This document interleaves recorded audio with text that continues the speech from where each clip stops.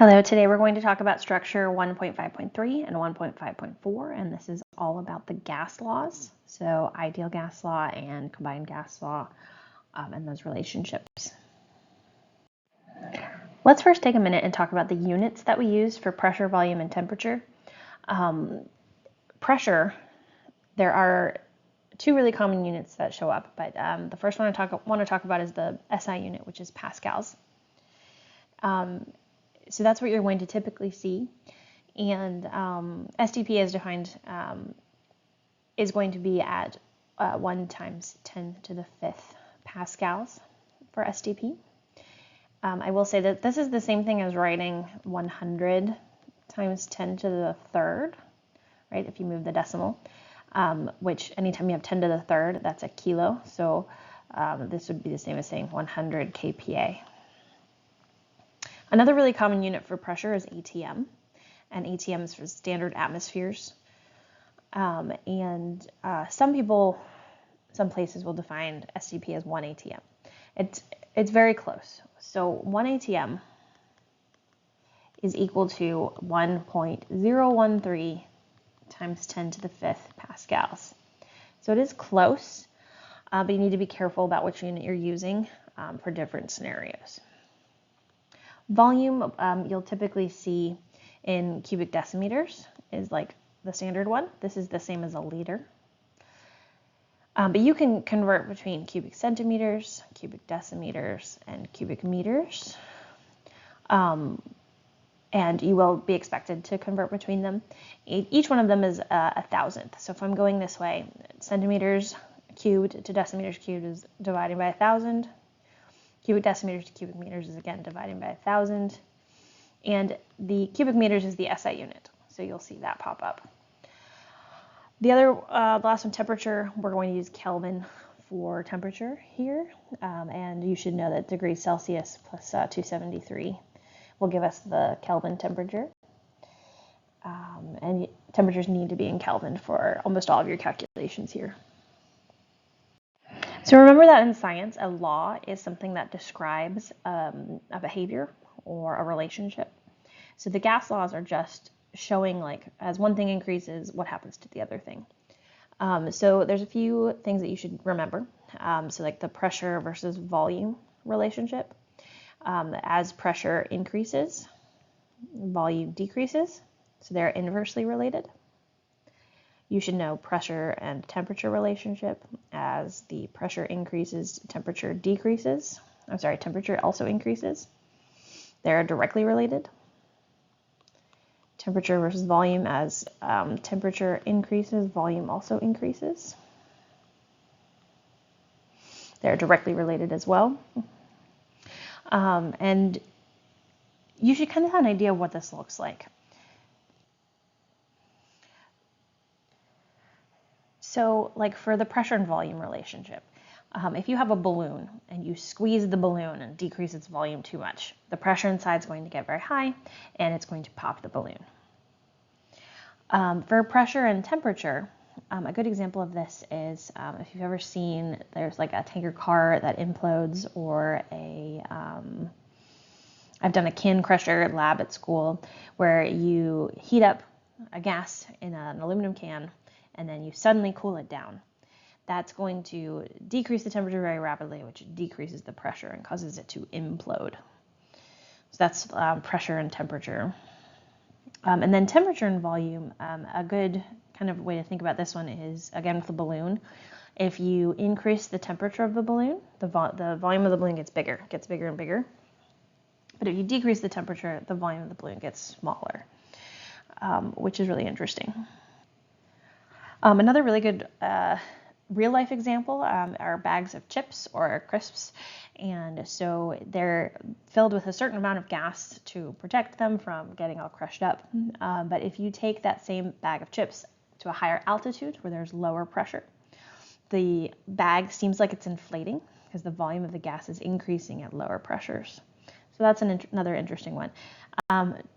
I would really recommend getting a kind of like baseline understanding of these relationships so you can quickly jump between them.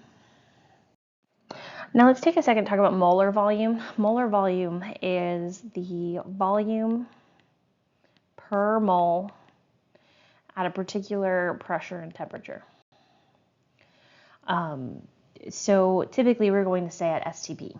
So at 0 degrees Celsius and 1 times 10 to the 5th pascals, which is 100 kPa, it's the same thing. Then 1 mole of a gas takes up 22.7 cubic decimeters. So we'll say decimeters cubed for every 1 mole, or we can write it like this, 22.7 decimeters cubed moles negative 1. And so this is useful once in a while. If you know that it's at these STP conditions, then that can be helpful for conversions. But beware that don't try to use this outside of this particular type of condition. I do see that mistake pop up kind of frequently, where people will attempt to use molar volume when the temperature and pressure don't allow for that. All right, so now let's talk about the combined gas law. It kind of puts those relationships together that we talked about earlier, which is the pressure-volume, pressure-temperature, temperature-volume relationship. And you get P1 V1 over T1 equals P2 V2 over T2. And the great thing about this is that because it's like a proportional relationship here, it doesn't matter what unit you're in as long as they're all positive units. So temperature must be in Kelvin, but pressure, as long as you're the same pressure on both sides, same pressure unit, then you're good. Same volume unit on both sides, then you're good. But temperature definitely has to be in Kelvin. The other great thing about the combined gas law is if you know one of them is constant, you can ignore it. So like at constant temperature, I know that P1 V1 equals P2 V2. Or at constant volume, I know P1 over T1 equals P2 over T2. That would be like if you have a rigid container where the volume stays constant. The last one would be if you have a constant pressure. That would be like something with a movable syringe where the pressure is going to change, or rather the pressure is going to adapt itself to match standard atmospheric conditions that are around you. That would be V1 over T1 equals V2 over T2. Again, as long as your temperature stays constant, it doesn't matter what units you're using for pressure and volume. And this helps us to calculate what's going to happen if you change the pressure, what's going to happen to volume, or what's going to happen to temperature. And I think that the easiest way to solve these is cross multiplication. So it winds up being P1 V1 T2 equals P2 V2 T1. And then you can solve for whichever thing that you are looking for. But yeah, that's the combined gas law. Now, the ideal gas law is the one that comes up probably the most frequently, and that's PV equals nRT, or PIV nRT. You need to be careful of your units here. If you're using SI units, pressure is in pascals, volume should be in cubic meters, N is your moles in moles, R is your gas constant. If you have pascals in cubic meters, then your R is 8.31. Temperature is always Kelvin. Another variation on this that I see pop up a lot, PV equals nRT, is where pressure is in standard atmospheres. Volume should be in cubic decimeters this time, which is the same thing as a liter. N is still moles. Temperature is still Kelvin. But because we have different units for pressure and volume, your gas constant here is 0.0821. So be careful about your units and which gas constant you're using. I believe this one is the one that's given in your data booklet because those are the SI units. So be comfortable using that, or memorize the one for atmospheres and cubic decimeters. And so then you can plug in any piece of this and solve for the unknown as long as you have the correct units. So a variation on the ideal gas law is using a density of a gas. And so density is typically given in grams per cubic decimeter or grams per liter. So it's grams per unit volume, mass over volume.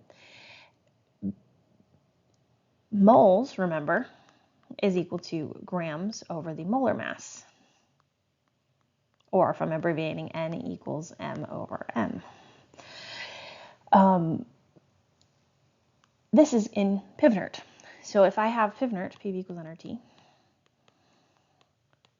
I can plug in M over M equals RT, times RT.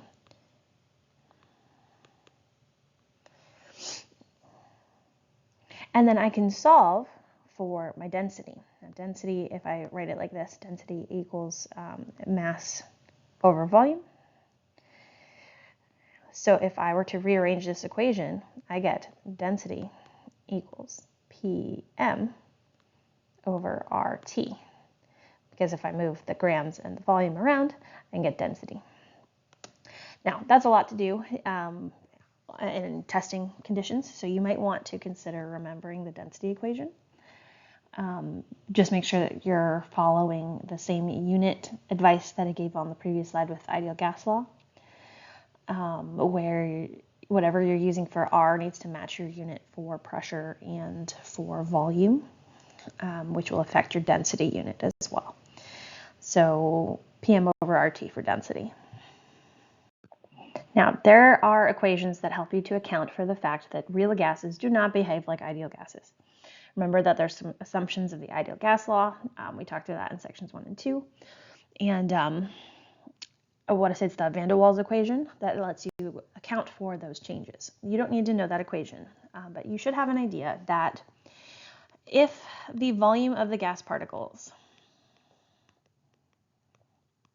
is not negligible, then remember we can take our ideal gas law, PV equals nRT. So these sides are equal to each other. That means you could write this a different way. PV over nRT equals 1 for ideal gases. But if the volume of the gas particles themselves are not negligible, then that PV over nRT is greater than 1. Because the volume of the gas takes up some of that available space for those particles. The other major problem with real gases is that they have intermolecular forces. They stick together. If there are intermolecular forces that are significant and present, then that relationship, the PV over nRT, is going to be less than 1 because it's going to slow down the particles, cause our pressure to decrease, and so that's changing it. You don't have to be able to do this quantitatively, just be able to describe what's going on. All right, let's look at some examples. Volume of a gas occupied by 0.02 grams of helium at standard temperature and pressure. So the first thing, of course, you want to change grams to moles. Using the molar mass of helium, which is 4.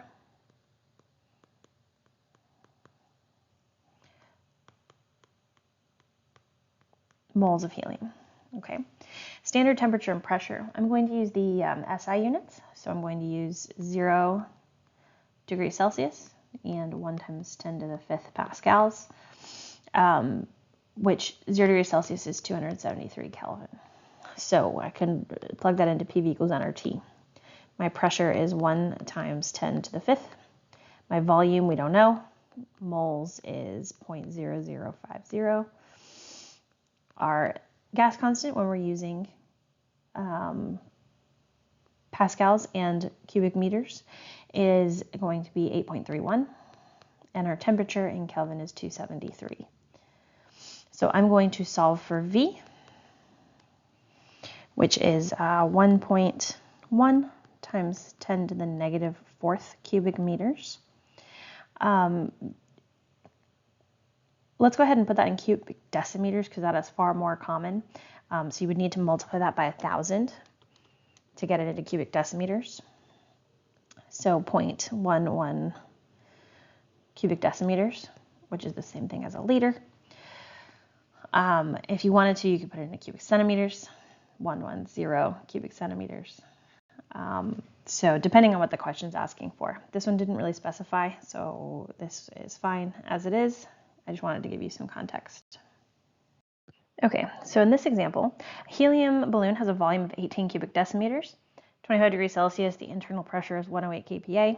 Calculate the mass of the helium in the balloon, so it's kind of working backwards. This one I want to use different units just to show you guys. If I have 108 kPa, that's the same thing as 1.08 times 10 to the 5th pascals. And I can convert that 10 to the 5th pascals for every 1 atm. Sorry, my handwriting got really bad here. Okay, so when I divide here, I get that it's 1.07 atm. And then the reason why I chose that one is because this is in cubic decimeters, which is the same thing as liters. So now I'm in atm and cubic decimeters. I should change temperature to Kelvin all the time. 25 degrees Celsius is 298 Kelvin. Now I can use PV equals nRT, where my pressure is 1.07, my volume is 18, and is what we're looking for. R, because of those units, is 0.0821, and temperature is 298. I can solve for moles, and I get 0.787 moles of helium. And then I can convert moles to grams using the molar mass, which is 4 grams per mole for helium. And I get 3.15 grams of helium in that balloon, which is a really very large balloon, 18 liters. Okay, so this links really well to a few other sections on graphs. Graphs can be presented as sketches or as accurately plotted data points. What are the advantages and limitations of each? So a good way that we can represent the relationships between pressure, volume, and temperature is using simple graphs. So we know, for example, that if I'm looking at pressure and volume, as long as temperature is constant, they have an inverse relationship. As volume increases, pressure decreases. Since I'm just representing that relationship, I don't need to plot specific points. I can just show you that it's decreasing as one is increasing. But if you are doing like an experiment, you want to make sure that you are accurately plotting data to make a line of best fit, that kind of thing. So there are useful reasons to have both kinds of graphs. This also links to one of your tools and inquiry skills, using the ideal gas law to calculate the molar mass of a gas from experimental data. So remember, ideal gas law is PV equals nRT. If you can measure the pressure of your gas, you can measure the volume that your gas takes up. You can measure the temperature of your space. You can use the gas constant and then find the moles. Once you have moles, you can take those moles and divide that into the mass in grams of the sample. You just need to make sure that you don't also take the mass of the container. So just the mass of your sample in grams divided by the moles that you calculated can give you the molar mass in grams per mole, which is a useful strategy to approach.